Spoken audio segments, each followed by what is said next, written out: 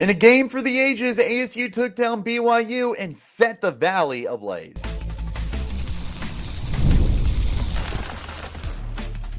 You are Locked On Sun Devils, your daily podcast on the Arizona State Sun Devils. Part of the Locked On Podcast Network, your team every day.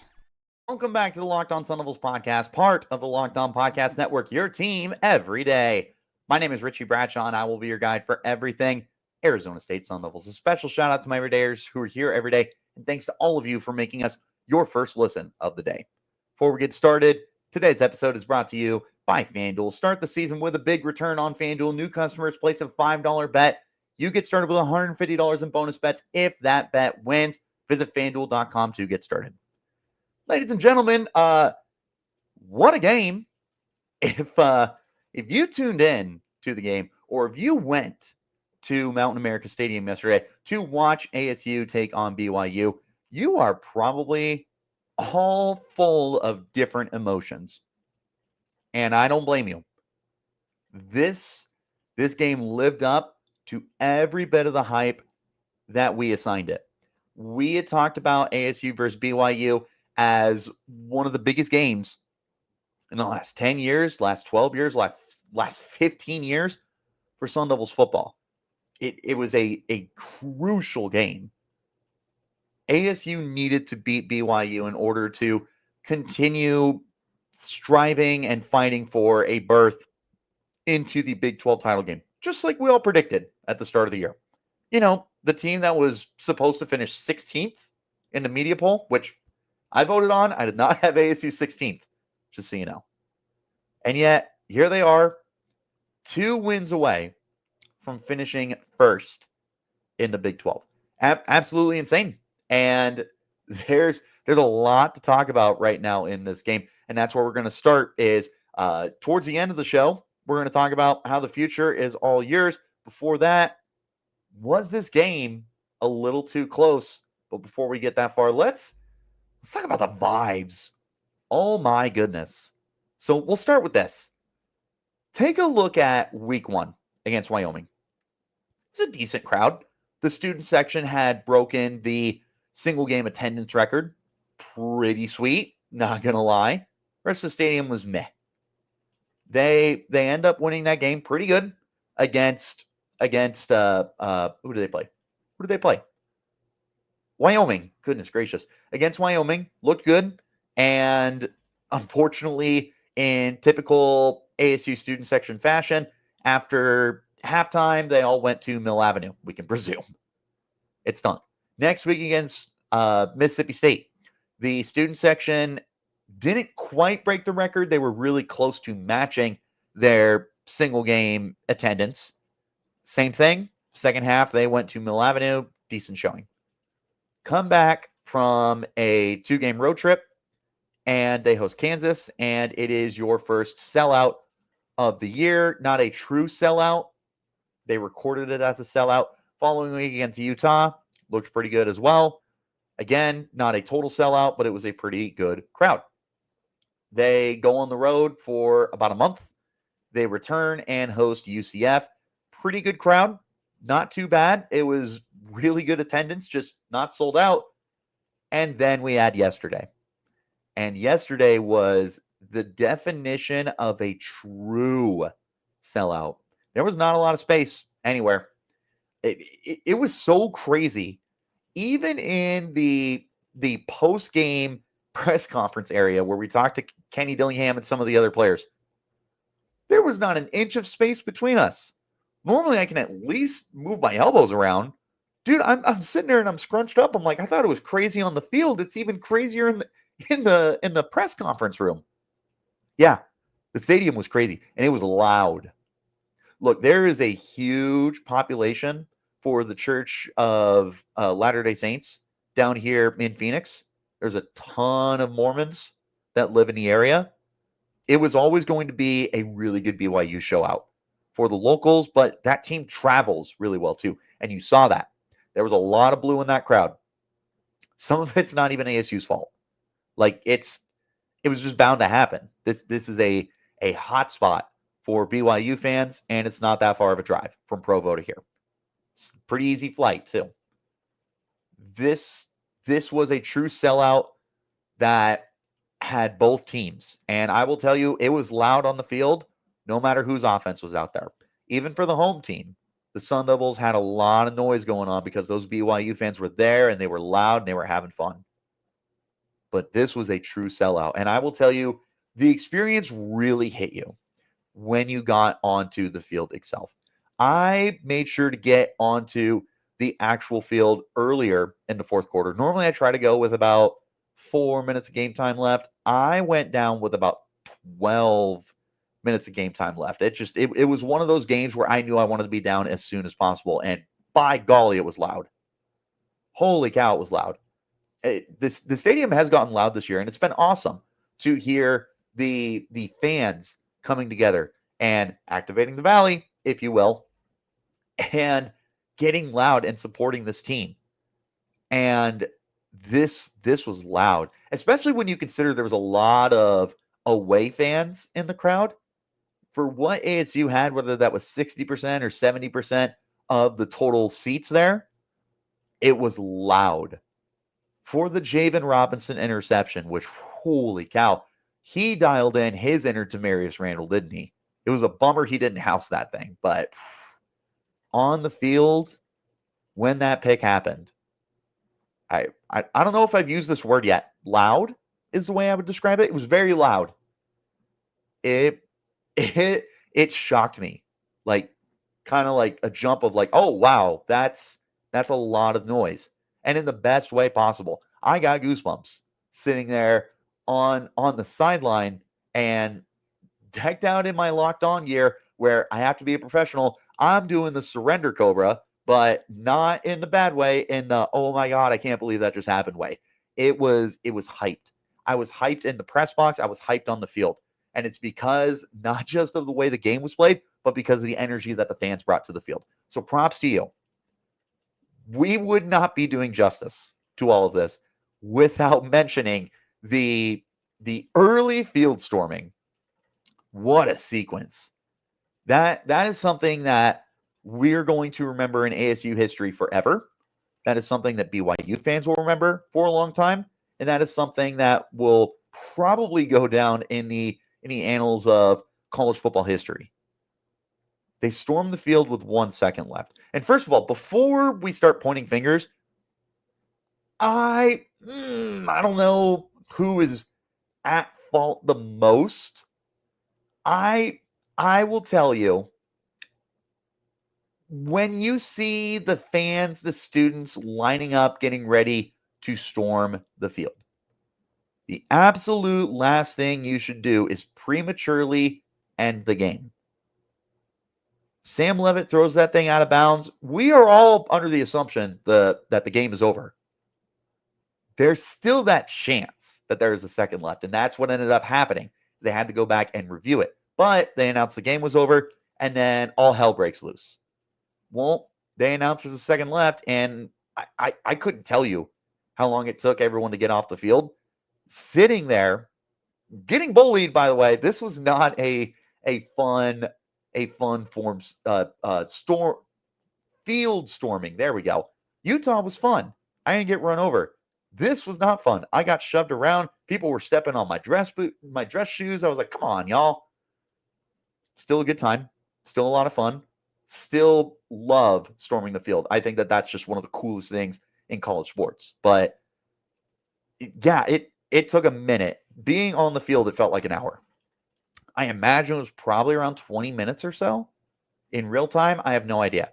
But they cleaned it up, and the north end zone, which is where I hang out towards the end of the games, is packed with students who refuse to leave. And I love you guys. I do, but we're trying to finish the game, man, and you guys are being part of the problem. But the officials sucked it up, and they said, you know what? We just got to get this game going. And they did it. And thankfully, the fans and the students and whoever was back there were very well behaved. Nobody did anything stupid. And the game ended. They throw up a Hail Mary. BYU does. They get it inside the 5, and they are tackled down immediately. Retzlaff threw a nice ball, was just underthrown. there was some fear. There was some fear from me and from others in the pit of my stomach when they announced there was a second left. I sat there and I thought, expletive to myself. You can decide what word I used in my head. And I was like, we're going to lose. This is just total college football. This is the football gods just intervening and saying, you thought, and you were wrong. So I'm sitting there, I'm like, well, we just lost. By the time they get this figured out, BYU is going to come onto the field. They're going to be pissed off. The fans are going to be super engaged, and they're going to pull off this miracle play. And they got the Hail Mary, and my heart sank out of my body, like not to my stomach. It just right out of me. And the BYU fans were going crazy, and I was like, we just lost. We just lost. But then I saw all the fans storming the field, and I was like, okay, we got to be fine because otherwise that'd be crazy. And they won. Vibes were immaculate is the bottom line here. The stadium was loud. It was rocking. The student section, full. I didn't see a number. I'd be willing to oh my goodness. I'd be willing to bet they broke the single game attendance record for the student section. There was not an inch of space in Mountain America Stadium. Shout out to all the fans who made it. Shout out to the BYU fans who came out to support your team. You made a difference. You truly did. It was loud when ASU's offense was on the field. BYU, you stood out, and you should definitely give yourself some credit for the way that you were able to help impact the game. But for ASU fans, big shout out to you guys as well. This was a big deal. This was something that even the players themselves were talking about. Post-game, Jordan Tyson and Xavier Guillory, they were saying, we've never been in an environment like that where it was as crazy and hectic as it was. Kenny Dillingham had some fun, and he was like, yeah, you got to storm the field twice in one game. That's pretty cool. They noticed. And yes, when Kenny Dillingham was asked post-game if that valley was activated, he told my boy Sam from the Cronkite School, he said, what do you think? And Sam said, I'd say it was activated. And Kenny was like, I'd say you're right. That valley was activated. And you're gosh darn right. It was activated. It was loud. It was fun. It was energetic. It was one of the best games that I have been to for Sun Devils football as a fan or covering it. It was a blast. Major shout out to the fans.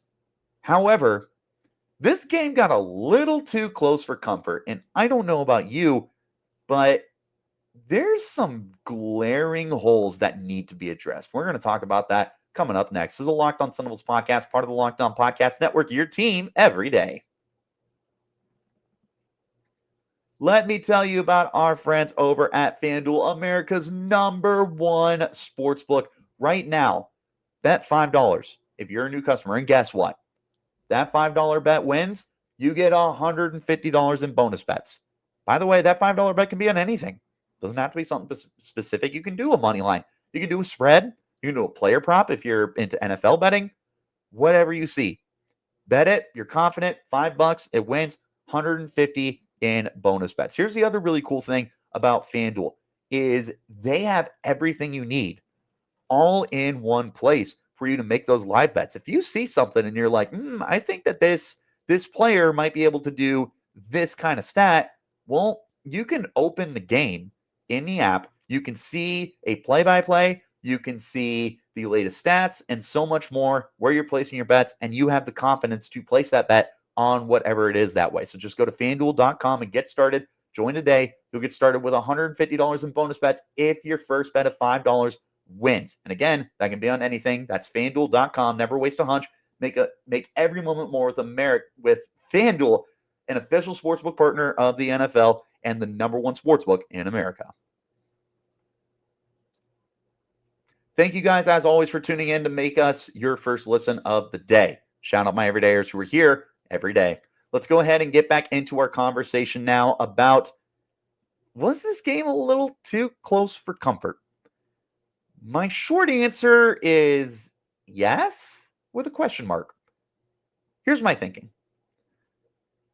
I felt this way about Kansas State last week when I was watching the game with the last 10 minutes of game time, and it felt like K-State was making a comeback. I sat there to myself and I said, I think I tweeted this too. I said, my crash out is going to be legendary if ASU loses this game. And they held on, they got the win. And when you look back at that game, yeah, it was 24-14. It was closer than it should have been, but for the most part, ASU was in control of that game. Kind of the same story this week. ASU was up 28-9 at one point. And you were sitting there, you're like, yeah, no, this game feels over. We should be fine. And BYU doesn't quit. And they keep slugging, and they're throwing fists, and they claw their way back into this game. ASU only wins by 5, 28-23. So how should you feel about this? Unlike K-State, where with hindsight, you feel a little more confident about it, and maybe this will change. This is me recording at almost midnight after the game. So maybe my opinion will change with a couple of days to digest it. But what I will tell you is, compared to K-State, this game was not over. It felt like you had put K-State away and they were putting makeup on a pig. BYU, you were like, I don't feel good about this. You only won by 5 points. You very nearly lost the game on a Hail Mary. There was opportunities that were left off the board, whether it was going for it on fourth down at the end of the first half when you could have kicked a field goal, or at the very end of the game where after Javen Robinson got that pick six, fielded you inside the 10, ASU bumbled all of that yardage away and ends up giving BYU the football back right around midfield. I did not appreciate that. And Kenny Dillingham had his response, and he said something along the lines, kind of paraphrasing here, of the reason why they didn't try to score a touchdown when they got the ball after Javen Robinson's interception. He had about a minute left to play. BYU had 2 timeouts. Kenny said, look, the last thing you want to do is score a touchdown and then give BYU a chance to get onto the field, score a touchdown, get an onside kick, score a touchdown, and win the game. I hear you. I totally hear you. Here's my problem. BYU had a lot of long drives in this game. And they were efficient and they got the job done, but this was not a quick strike offense. So let's say you score on the very first play that you get following that turnover, which, how much time was left? I got it on ESPN here. There was 1 minute and 3 seconds at the time. And even if you score on the first play, it's currently 28-23. We'll say Scattaboo gets in because of course he would. You are now leading 34-23, pending a PAT. That's already an 11-point game. You kick the PAT, you make it. It's 35-23. This is a 12-point game. They're going to be under a minute at this point. They do have 2 timeouts, which will help them, but they have a lot of uphill work to do. So even if they get some quick strike touchdown, which they didn't do all day, they had great drives. They did not have fast drives at all. Their fastest drive was the one towards the end of the game, and they got picked. This was not a fast strike offense. So even if they get the ball back, and even if they do have a quick drive, it's no time. There's no time. Even if they burn their 2 timeouts, there's no time. Then you are gambling that they get an onside kick, and the success rate of that is minimal. I know ASU got one earlier in the game. That was insane, by the way. Neither here nor there. I just, you're overthinking it. I think that's the best way I can put it. And it did feel like you were playing not to lose. And that's where you lose football games. You play not to lose. You need to be playing 60 minutes of football, and you need to be playing to win the game. What does that mean? It means you keep your foot on their throat. You keep the entirety of your weight on the gas pedal, and you don't slow down. But they slowed down against K-State, and they slowed down against BYU. And that's a problem. That is a problem that I have. Why are you not slamming the door in the face of these teams? You could have beat K-State by 20 points. You could have beat BYU by 20 points. You were in that kind of position. And you win by 10 and you win by 5.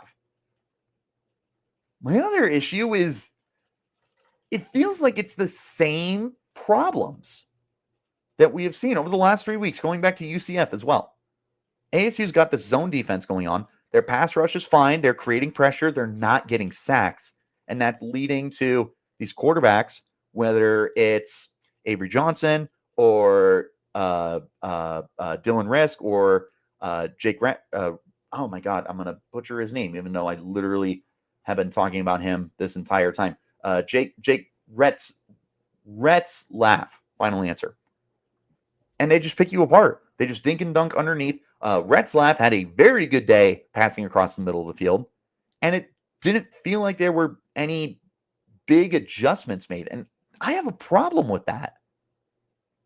You have to be able to adjust. Brian Ward has been one of the best coordinators in the Big 12 at making adjustments this year. I talk about it every week on Locked On Sun Devils. It did not feel like it was there today. It did not feel like ASU was making the proper adjustments that they needed to in order to put this game away. Felt like it was the same holes. I truly feel like the players won this game, not so much the coaching. And that's not disrespect to Kenny. It's not disrespect to Coach Arroyo. It's not disrespect to Coach Ward. But I feel this game could have been called better on both sides of the football. I feel like this game could have been managed better. But the players played their hearts out, and they got this win for you. And at the end of the day, that's all that matters. But now I'm kind of worried. How are you going to fix these flaws that we have seen for 3 straight weeks with at least 2 more games left in the year, potentially more? And how are you going to clean up these issues so that you are able to slam that door? You have to be able to do that, or else you're not going to go as far as you would like to. And that's unfortunate because this ASU team can go pretty darn far. Wrapping up the show, coming up next, we're going to talk about how the future is all yours. It's at your fingertips. You control your own destiny entirely. Coming up next, this is the Locked On Sun Devils podcast, part of the Locked On Podcast Network, your team every day. If you went to the ASU game today, you know that those tickets were expensive, but hopefully you were able to save some money when you went to Gametime and used Gametime picks. It makes getting tickets easier to see your favorite teams play live. It's going to filter out the fluff. It's only going to show you incredible deals on great seats. You're not going to have to waste your time searching through thousands of tickets. The curation process is easier. Not just on sports. You can save on concerts. You can save on comedy, theater events, and more. Their all-in pricing feature is going to show you the total up front. There are no surprise fees at checkout like some other services will hit you with at the last second. You can also get a panoramic view of your seat in the app before you buy. This way you know what to expect when you arrive to the game. My favorite part about Gametime, it's not even close, is their lowest price guarantee. If you find tickets in the same section and the same row for less than what you see on Gametime, they're going to credit you 110% of the difference that you find. And of course, your purchase is covered with the most flexible customer service policy in the ticketing industry. So take the guesswork out of buying tickets with Gametime Picks. Download the Gametime app, create an account, and use code LOCKEDONCollege for $20 off your first purchase. Terms apply. Again, create an account, redeem code LOCKEDONCOLLEGE, Locked On College, for $20 off. Download Gametime today. What time is it? It's game time. One last time, thanks for making Locked On Sun Devils your first listen of the day. All right, let's wrap this bad boy up. This the rest of the year is yours. The rest of the year is all yours. It's up to you. As a famous Marshall Mathers once said, and of course I forgot the lyrics, to Lose Yourself. You got one shot, one opportunity to seize everything you ever wanted. One moment, will you capture it or just let it slip? ASU, complete control of their own destiny. I have said that they're in complete control for the last week. Technically, I wasn't correct because there was some insane tiebreakers, but it was such a weird path for ASU to get knocked out if they won out that, as far as I was concerned, yeah, the future was yours. Well, now it really is yours. You have one more game in the regular season. Territorial Cup, the Duel in the Desert down in Tucson with that team. It's a huge game for so many different reasons, and we're going to talk a lot about it this upcoming week. So now's never been a better time to subscribe to Locked On Sun Devils. You win this game and you're in. That's it. You beat Arizona. You go to the Big 12 title game. It's as simple as that. In fact, I'm not 100% sure on this. This one I'm not sure. If ASU does beat U of A, I think, do not quote me because I'm not 100% sure, but I think ASU is first place for the regular season of the Big 12. How crazy is that?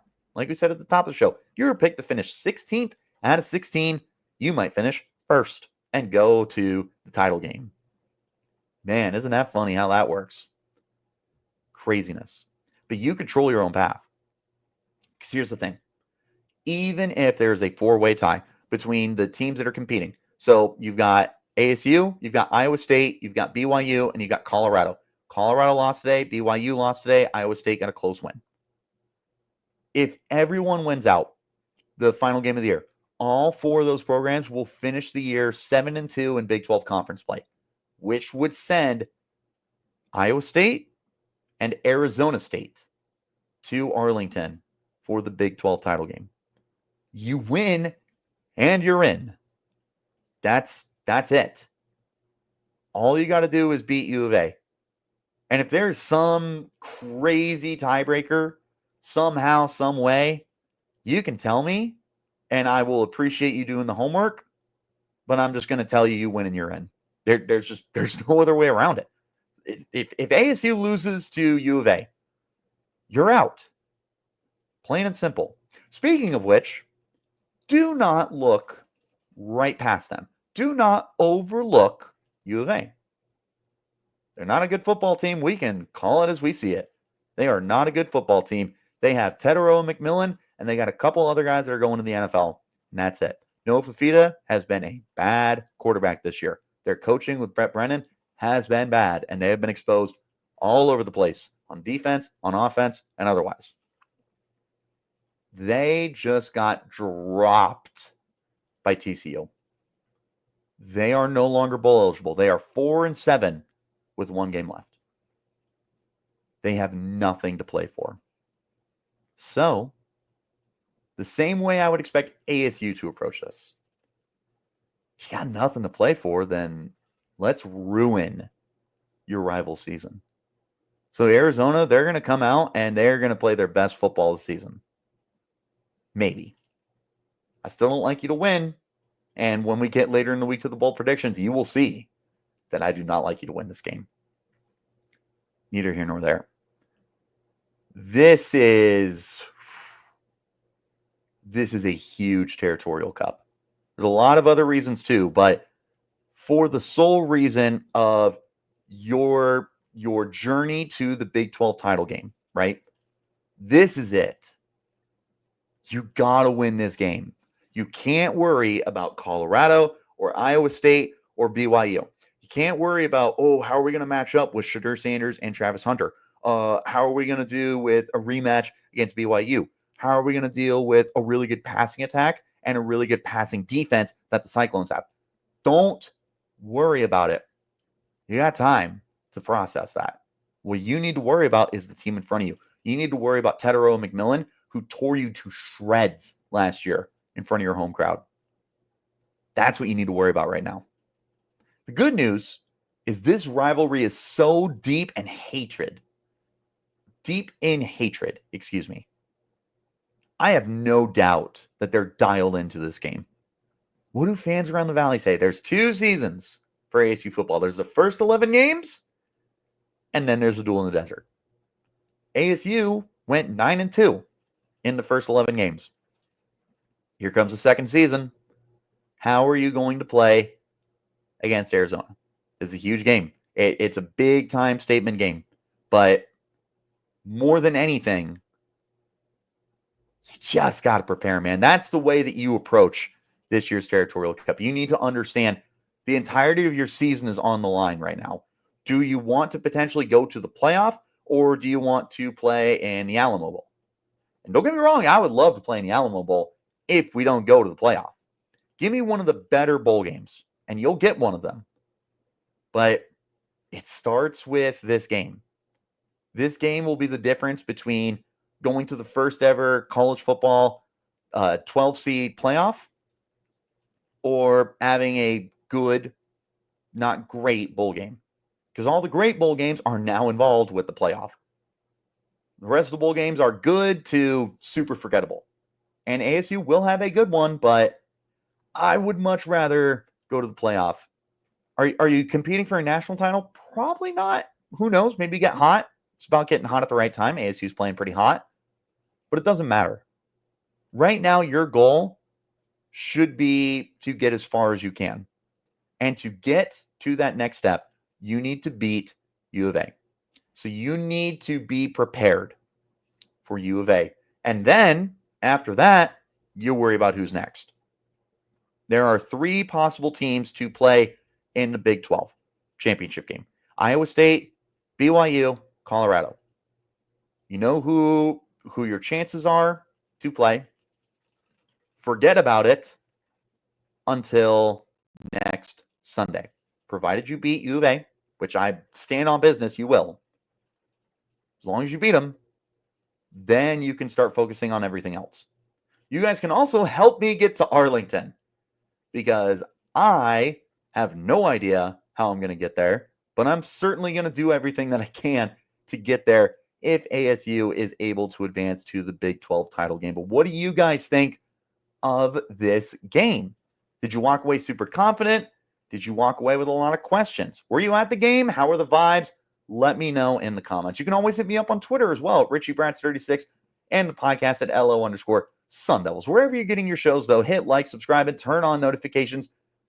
You will get an update whenever we post new content. I appreciate each and every single one of you for tuning in to make us your first listen of the day. But of course, I have a special shout out to my everydayers who are here every day. Thank you guys so much for tuning in to this Sunday edition of the show. Last night, we had a live stream, 35 minutes of hanging out, talking, shoot with everyone who was commenting. It was a good time. Definitely check it out and check out tomorrow's show because we got to hand out some game balls. We got some good and bad to break down, and we've got some takeaways. So hit subscribe, turn on notifications. I will see you later. But until then, you keep it locked right here on Locked On Sun Devils.